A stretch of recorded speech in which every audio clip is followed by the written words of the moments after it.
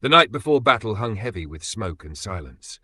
Two armies, the Loyalists and the Confederation, camped just miles apart.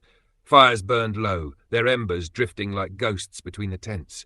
Al, the boomer sooner, walked alone through the chill.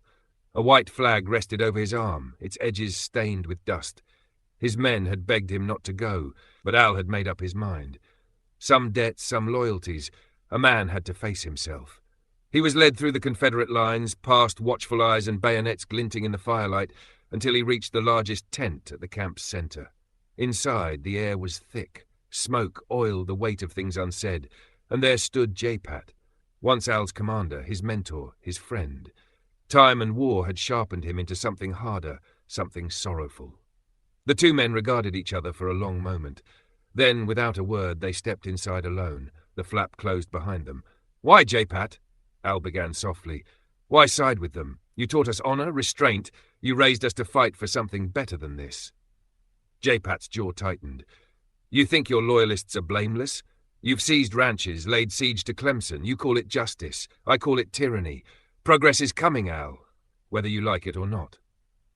Al shook his head. "You don't believe that. Rob and Tony have poisoned your cause." Jpatt's voice cracked like a whip. "Enough!" He turned away, and for the first time Al saw the exhaustion under the fury. "They have Erica," Jpatt said finally. His voice dropped to a whisper.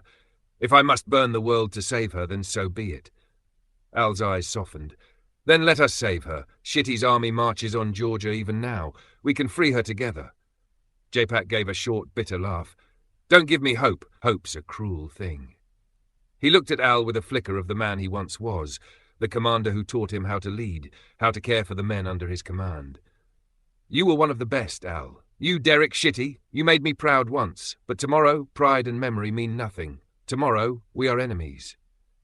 Al's hand trembled at his side. "Then, sir, I'll do what I must."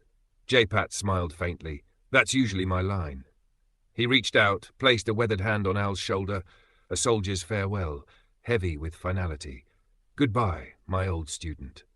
Outside, the wind caught the tent flap, carrying with it the low rhythm of drums. The armies stirred, horses shifted, the fires burned lower. And as Al walked back into the night, white flag limp in his grip, both men knew the same truth. When dawn came, it would not just be a battle between armies, but between two men who once shared a bond stronger than steel, now broken beneath the weight of war.